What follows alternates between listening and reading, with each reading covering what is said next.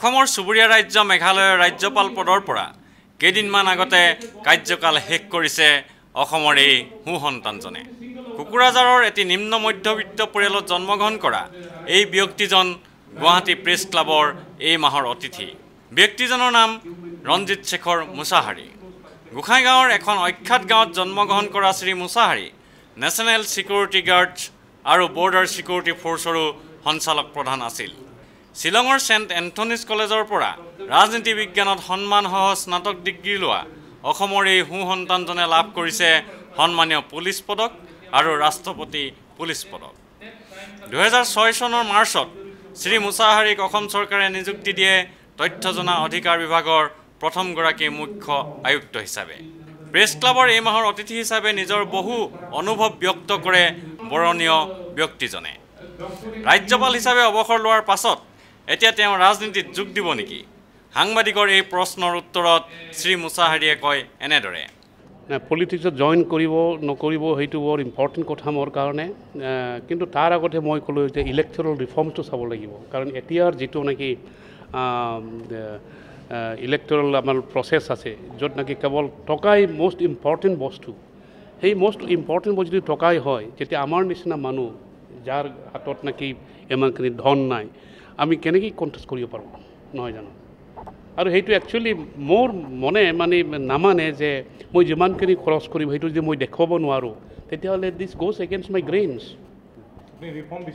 Reform electoral reform বিচাৰিছোঁ। সেইকাৰণে মই ক'লোঁ let us reduce the campaign activities. মই ক'লোঁ যে এতিয়া ইলেক্ট্ৰনিক মিডিয়া আছে, যে আপোনালোকৰ আছে, এই ইলেক্ট্ৰনিক মিডিয়াবোৰক আমি ভগাই ল'ম, যে কোন কেণ্ডিডেটে ইলেকশ্যন কমিশ্যনে ভগাই দিব যে কোন কেণ্ডিডেটে কিমান আৱাৰ্ছ টেলিভিশ্যন পাব, কিমান পেজ ইয়াত পাব, নিউজ পেপাৰত পাব, অল ইণ্ডিয়া ৰেডিঅ'ত কিমান পাব, সেইবোৰত যিটো পে'মেণ্ট হৈ যাব সেইবোৰ ৰেকৰ্ড থাকি যাব। তেতিয়াহ'লে দেৰ is A level playing field নহয় জানো? এতিয়াতো লেভেল প্লেয়িং ফিল্ড নাই নহয়। যাৰ টকা বেছি তেওঁৰ সুবিধাটো বেছি হৈ যায়। এতিয়া অসমত অলেখ সমস্যা আছে।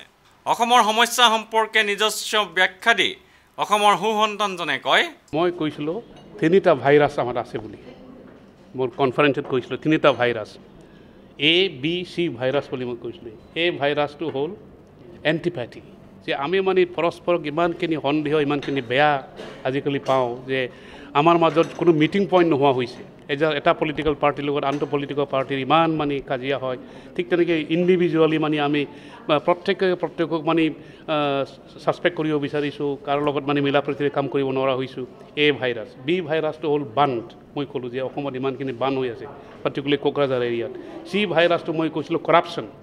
এতিয়া বান্ধ ভাইৰাছটো মই কৈছিলোঁ, এই বান্ধ virus is responsible to a great extent for this price rise in north eastern region অসমতো। কাৰণ যদি ট্ৰাক ঠিকমতে আহিব নোৱাৰে, ৰাস্তাত যদি ৰৈ থাকিব লাগে, তেওঁলোকে যদি পইচা দিব লাগে ৰাস্তাত ছেফটিৰ কাৰণে, ছিকিউৰিটিৰ কাৰণে, তেতিয়াহ'লে তাৰ মূল্য বস্তুবোৰ বাঢ়ি যাব নহয় জানো?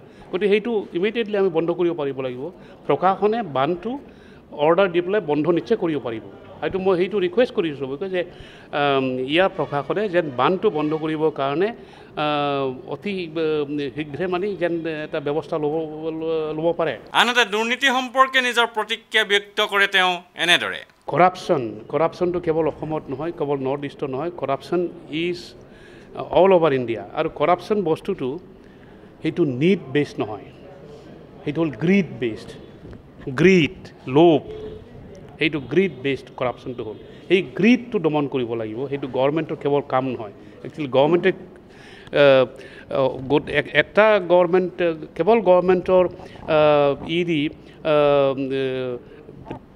Measures the we can not control the corruption. Civil society, actually আমাৰ civil society there is a great deterioration in moral character.